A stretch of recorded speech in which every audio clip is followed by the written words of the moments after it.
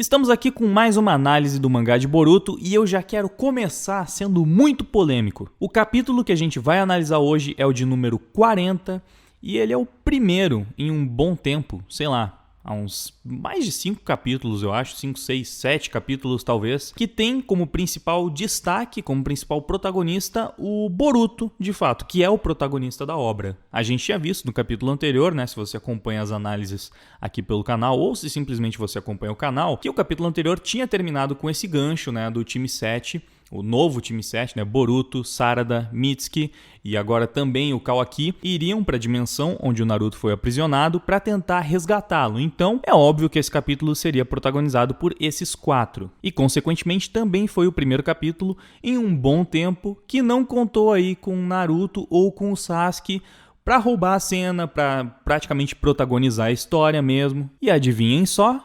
Esse foi o primeiro capítulo em um bom tempo que eu senti que a história deu uma baixada de nível. Será apenas coincidência? Eu não vou dizer que esse capítulo foi ruim, eu não achei que ele foi ruim, mas foi o capítulo mais fraco dos últimos tempos. Que eu me lembre, o último capítulo que eu não tinha gostado muito foi justamente logo que o Kawaki tinha aparecido e o Naruto tinha adotado ele, levado pra casa, e eu tava achando meio esquisita a forma como a história estava sendo conduzida, mas depois daquilo, a história foi só melhorando. Era um capítulo melhor que o outro, muitas revelações, e aí agora que o Naruto e o Sasuke saíram de cena e o Boruto voltou a protagonizar a sua história, caiu um pouquinho. Eu realmente espero que isso não se torne um padrão, até porque, ao que tudo indica, a gente vai ter aí um bom tempo sem que o Naruto e o Sasuke voltem aos holofotes. E para a história poder se desenvolver e seguir em frente, é até importante que isso aconteça. Então eu espero de verdade que o roteirista, que eu não me lembro o nome agora, mas que não é o Kishimoto, consiga manter o nível, manter a qualidade dos capítulos anteriores, mesmo sem precisar do Naruto e do Sasuke ali segurando o nível da história. Enfim, já falei demais para uma introdução, então vamos logo analisar esse capítulo e ver tudo o que acontece, né? E a gente começa com o Shikamaru pé da vida, afinal de contas, os moleques todos foram para outra dimensão tentar resgatar o Naruto, enquanto eles ficaram presos ali do lado de fora. E aí ele tava pensando, bom, a gente vai precisar agora do Sasuke pra ir atrás dessa pirralhada antes que eles se matem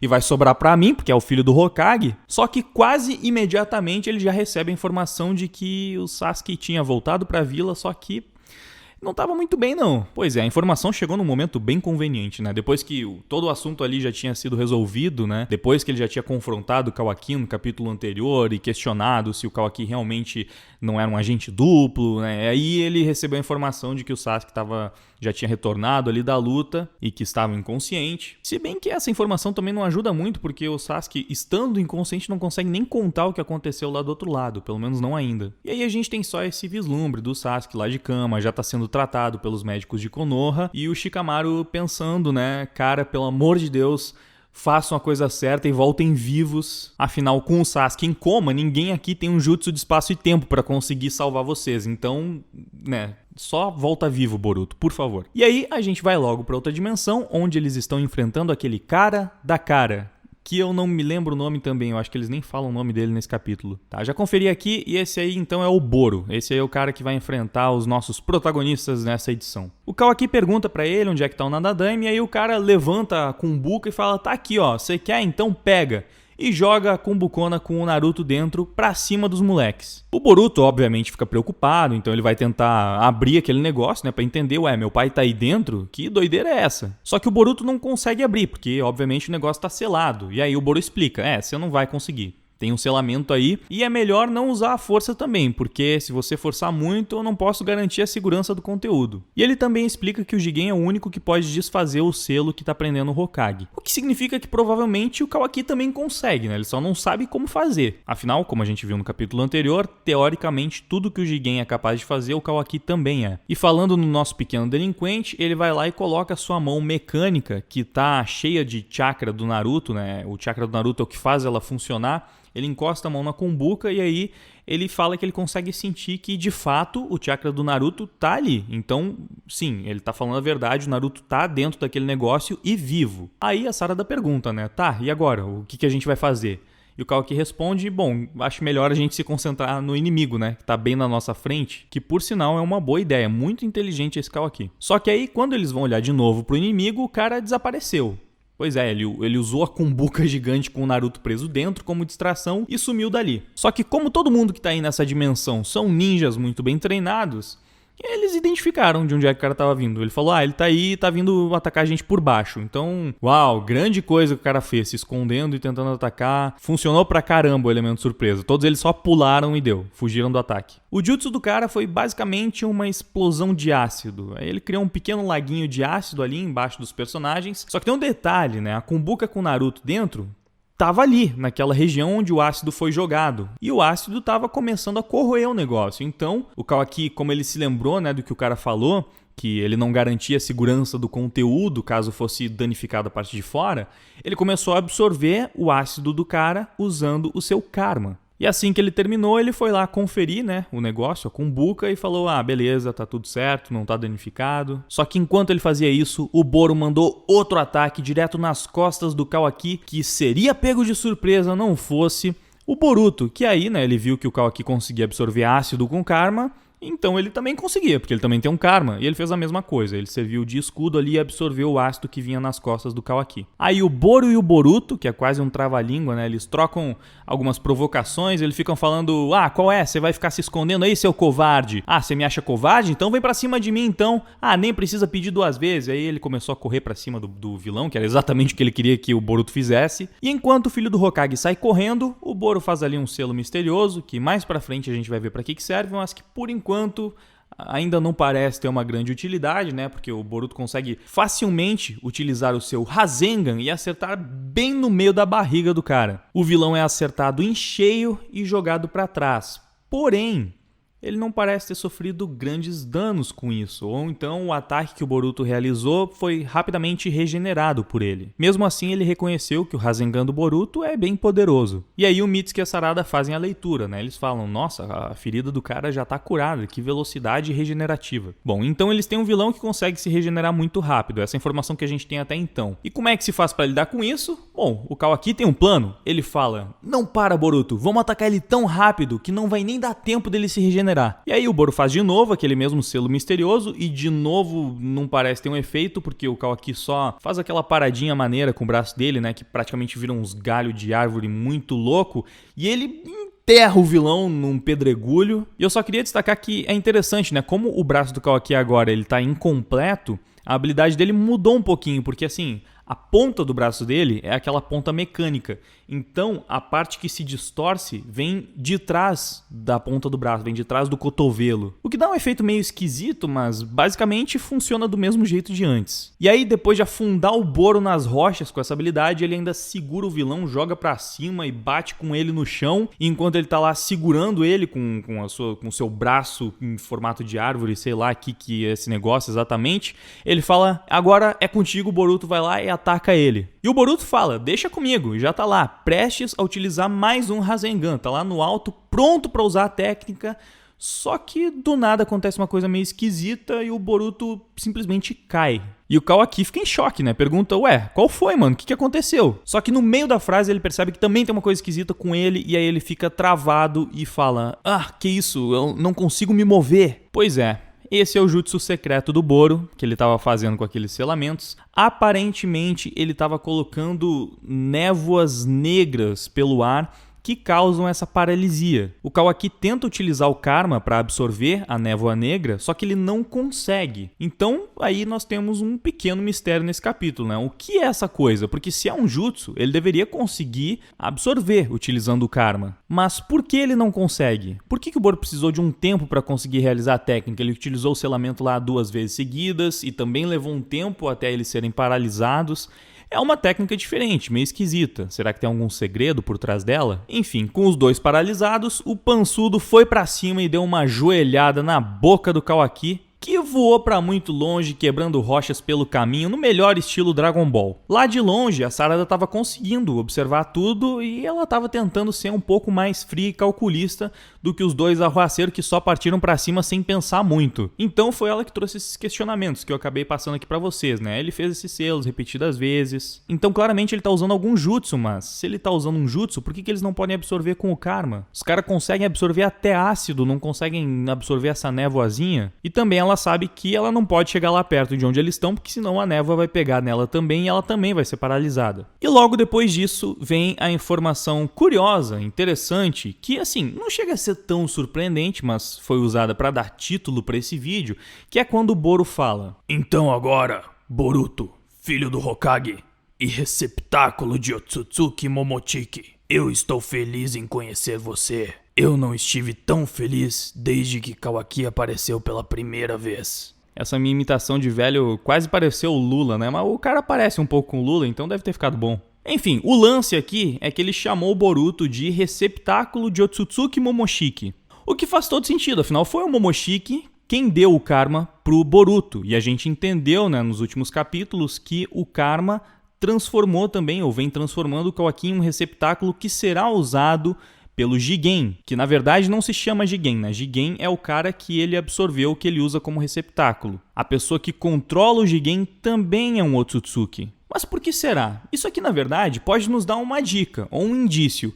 Será que quando um Otsutsuki morre, ele consegue transferir a sua alma para um receptáculo que tenha esse karma que ele deposita dentro dessa pessoa? Então, será que assim como o Momoshiki, o Otsutsuki que controla o Jigen também foi derrotado? Será que é por isso que ele precisa de um receptáculo para se mover por aí? Porque o seu corpo físico já não existe mais? Vocês podem estar se perguntando, mas por que não aconteceu isso com a Kaguya? Bom, a Kaguya foi selada, então faz sentido que ela não tenha essa possibilidade. Provavelmente foi por isso que ela não passou o karma para alguém e não teve a oportunidade de tentar viver como receptáculo de um corpo humano. O Kinshiki, parceiro do Momoshiki, foi absorvido pelo próprio Momoshiki, assim como um outro Otsutsuki que eles citam em outro ponto da história. E a gente tem ainda o Toneri, mas ele parece ser de uma linhagem meio diferente, então não sei, talvez as regras com o Toneri sejam outras. Sem contar que agora eu não tô me lembrando muito bem como é que foi que terminou a história do Toneri, porque ele aparece num flashback de Boruto, né? Enfim, a questão é, desses Otsutsukis originais que apareceram na trama até aqui, o único que a gente viu ser efetivamente derrotado foi o Momoshiki, e ao ser derrotado, ele fez o lance do karma e passou pro Boruto, para quem deu o golpe final. Então, seguindo a mesma lógica, isso pode ter acontecido com o outro Otsutsuki, Ishiki, que agora controla o Jigen. Se esse for o caso, será que o Boruto vai ser dominado pelo Momoshiki e em algum momento ele vai passar a ser o receptáculo do Otsutsuki? Porque, beleza, ao que tudo indica, depois de um tempo, o Otsutsuki pode trocar esse receptáculo, que é o processo que a gente está vendo agora com o Jigen e o Kawaki. Mas como é que funciona no primeiro receptáculo, o que ganha o karma original? Talvez seja tipo como o selo amaldiçoado, que ele vai sendo controlado e consumido pelo karma até se transformar no hospedeiro do Otsutsuki. Assim, sendo bem realista, é improvável que isso de fato aconteça, porque o Boruto é o protagonista da obra, então a gente não imagina que ele vai ser consumido pelo Momoshiki, pelo menos não de vez, e aí ele se transforme no vilão. Mas pelo menos é possível que isso seja uma parte importante da trama. Pode ser que em algum momento o Boruto comece a ser consumido pelo Otsutsuki e precise lutar contra isso de alguma forma. O que de certa forma acaba gerando uma trama meio parecida com Naruto e Kurama, né? Ele tem um poder oculto gigantesco preso dentro dele que pode acabar consumindo ele pode acabar sendo dominado por aquilo. E também é interessante lembrar que quando o Boruto ganhou o karma, teve toda aquela cena introspectiva dele com o Momoshiki, onde ele fala alguma coisa sobre os olhos do Boruto serem amaldiçoados e que um dia esses olhos irão tirar tudo dele. Olha só, talvez isso fosse meio que literal. De repente, o Momoshiki pode tirar tudo do Boruto. Quando a gente pensa nos olhos do Boruto, é impossível não lembrar do Jogan, então pode também ter uma conexão com isso. A gente ainda não sabe praticamente nada sobre esse poder ocular. A história de Naruto trabalha um pouco com profecias e pessoas predestinadas, então talvez seja por isso que o Boruto tem esse Jogan, porque, bom, como eu falei, até então não tem grandes explicações sobre isso. Enfim, esses quadros são basicamente a maior revelação desse capítulo. E como eu falei, apesar de não ser algo assim tão inesperado, né, a gente pudesse presumir isso com base nas informações que já foram passadas, pelo menos fica mais explícito e já faz com que a gente crie algumas teorias como essas que eu estou passando aqui para vocês. Então, mesmo sendo um capítulo um pouco mais fraco, com menos revelações, né, ou revelações menos grandiosas, ainda assim a gente tem aqui uma informação bem interessante que faz sim com que a gente pense um pouco sobre o futuro da obra. Por isso que eu falei, não está muito abaixo da média dos outros capítulos, só, na minha opinião, está um pouquinho abaixo. Se continuar nesse nível, tá bom, já tá legal. Claro, se melhorar é preferível, mas... Enfim, vamos prosseguir que eu já divaguei demais sobre esse diálogo. O Boro fala mais uma coisa suspeita, né? Quando o Boruto pergunta, né, receptáculo do Momoshiki, tipo, o que você tá falando? Ele fala, então, graças a você, o tempo limite que estava urgentemente apertado em nossos planos pôde ser bem estendido, e eu sou eternamente grato. É muito difícil presumir o que ele quer dizer com isso, porque a gente não sabe exatamente qual é o plano da cara. Então é meio difícil dizer por que o Boruto fez com que o tempo deles fosse aumentado. Bom, agora eles têm 2 receptáculos, 2 karmas. Claramente o karma e o receptáculo é uma coisa importante para o plano do Jigen, e isso a gente consegue perceber. Então eles terem 2 deve facilitar alguma coisa para o plano deles, beleza. Mas por que isso facilitaria? O que o Boruto fez para eles ganharem tempo?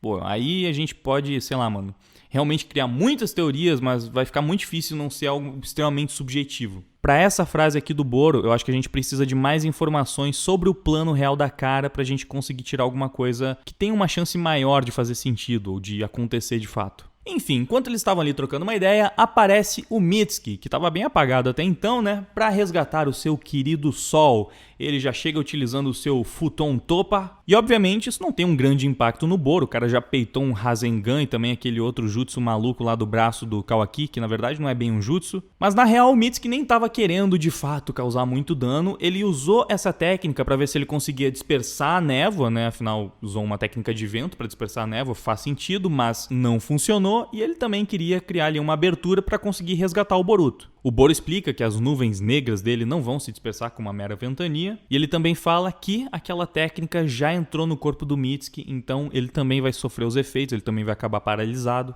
Mas antes que isso aconteça, é claro que ele vai lutar, então ele utiliza mais uma técnica, ele lança a cobrinha elétrica dele lá. O Boro se defende com uma parede de água, ainda bem que isso não é Pokémon, porque senão seria uma ideia meio estúpida usar água para defender a eletricidade. Mas aqui funciona muito bem, obrigado. Só que por trás dessa parede vem as serpentes do Mitsuki para enrolar o Boro. E aí a gente tem um daqueles diálogos super expositivos fascinantes dos animes, né? O Mitsuki explica o que ninguém conseguiria entender sem a explicação dele. O meu ataque de Raiton foi apenas uma distração. E depois ele ainda fala, não que eu precise explicar. Não que eu precise, mas já explicando, afinal de contas isso aqui é um mangá e eu tenho que explicar tudo que eu tô fazendo para que todo tipo de público consiga entender, então aqui vai a minha explicação. Só que essas serpentes são os braços do Mitsuki, né? E ele não é mais forte que o Boro, então o Boro simplesmente pula e rodopia e o Mitsuki acaba sendo jogado pro chão. Só que aí depois disso a gente vê que essas cobras também meio que foram uma distração, porque na verdade o Mitsuki estava tentando envenenar o Boro. E ele até consegue, só que a gente já viu que o Boro tem um poder regenerativo muito grande, então ele só faz um selo ali e começa a se curar do veneno. Até porque o cara também tem jutsu de ácido e essas névoas negras que paralisam, então parece que ele manja um pouco de veneno, ou sei lá, essas coisas que não sei exatamente. Na minha cabeça parecia alguma conexão que fazia sentido. Enfim, o Mitsuki já estava começando a sentir os efeitos da névoa negra, ele estava prestes para ser abatido. O Boro até fala, olha só, eu não quero nada com você, eu só tô interessado no Boruto e no Kawaki, mas se você ficar se metendo, eu vou ter que te eliminar também, cara. E enquanto isso, lá no fundo a gente vê uma explosão, o Boro fica se perguntando o que tá acontecendo, e aí a gente vê que é a Sarada com um pedregulho gigante na mão, e aí ela joga com toda a força pra cima do vilão, e esse ataque foi basicamente uma distração, porque o que ela queria mesmo era chegar no território pra conseguir resgatar o Kawaki, enquanto pedia pro Mitsuki usar as forças que ele ainda tinha antes de ser paralisado pra levar o Boruto. E aí, quando a fumaça do ataque da Sarada começou a baixar, o Boro lá de longe observou que eles tinham saído do território, que eles haviam se escondido. E aí ele se pergunta, eles fugiram? Exceto pelo Hokage, que ainda está em minhas mãos. Kawaki, você vai voltar, não vai? Claro, afinal ele sabe que o objetivo deles ali é resgatar o Hokage, então uma hora eles vão ter que voltar, ele não precisa ficar procurando eles. E aí, voltando as atenções pro time 7, a gente vê que eles estão lá escondidinhos. E aí a Sarada tá lá pedindo pra eles, vamos com calma agora, que tal a gente pensar um pouco, ao invés de atacar que nem um bando de idiotas, sem bolar um plano? Nós somos ninja ou não somos? Isso aqui tem trabalho em equipe, caramba! Vocês são burro? E é assim que termina o capítulo, com o time 7 colhendo essas informações dessa pequena batalha que eles tiveram para tentar elaborar um plano de contra-ataque. É isso, eu acho que o capítulo teve seus momentos interessantes. Eu achei legal a breve luta do Mitsuki contra o Boro, porque foi uma luta de ninjutsu, né? Fazia tempo, eu acho que não tinha uma troca de jutsus mais simples assim, o cara tentando usar uma cobrinha elétrica e o outro se defende com uma parede de água e aí vem um ataque surpresa por trás. Até porque como Naruto e Sasuke estavam protagonizando as lutas e os poderes deles são bem maiores e mais estrambólicos, e principalmente como o adversário era um Otsutsuki que absorvia jutsus, a gente não estava vendo muito disso. E a outra grande luta foi contra a Delta, que também absorvia jutsus, então a gente está vendo bastante taijutsu, e quando vem um jutsu, geralmente é aquele de poder bem destrutivo, numa grande área. Essa luta do Mitsuki, apesar de ter sido mais curta, lembrou um pouco as lutas do Naruto clássico mesmo. Os ataques do Boruto e do Kawaki foram bem mais simples, né? Foi um Rasengan e um soco com aquela mão de árvore. Nada muito incrível. Mas eu também achei interessante que o capítulo deixou claro que o vilão tá num nível bem acima dos personagens principais.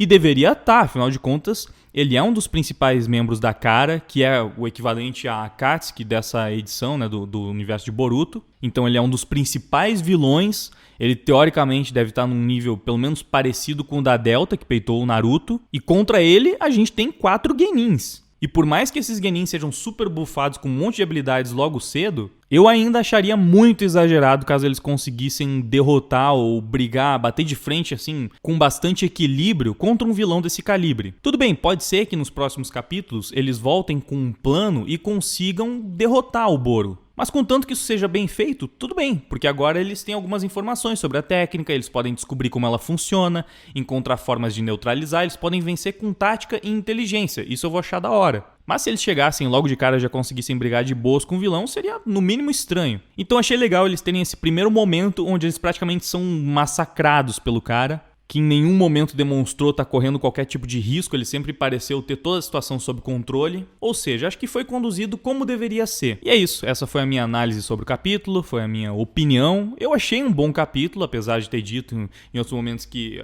foi um pouquinho abaixo da média que vinha sendo os capítulos anteriores. Ainda assim foi bom, foi legal e acho que deixou um bom gancho. O capítulo que vem também deve ser um capítulo bom. Eu espero que seja ainda melhor que esse. Espero que surpreenda mais, que de repente traga uma informação ainda mais interessante sobre a história, sobre o futuro da obra. Mas é isso aí, galera. Agora eu quero saber quais são as opiniões de vocês, quais são as teorias de vocês. O que vocês acham? Faz sentido isso aí que eu falei sobre os Otsutsuki? Será que é assim que funciona esse negócio de karma, de receptáculo? Será que é por isso que o Jigen precisa de um corpo? Porque depois que um Otsutsuki morre, essa é a forma dele continuar vivendo, entre aspas? E será que isso também vai acontecer com o Momoshiki através do Boruto? Deixem as suas opiniões aí embaixo, deixa também o seu like, se inscreve no canal se ainda não for inscrito, confere o link ali na descrição, nesse link você vai encontrar vários outros links, tem link pro Deezer, pro Spotify, com muitas músicas de anime em português que eu tenho certeza que vocês vão gostar. Também pro meu Apoia-se, se você puder me apoiar vai me ajudar pra caramba. E no mais, compartilhe esse vídeo com seus amigos fãs de anime, fãs de Boruto, de Naruto. E é isso aí, muito obrigado pela sua audiência, por ter assistido essa análise até aqui. Agora eu vou indo, valeu, até mais, fui! Agora estou um pouco atrás de você.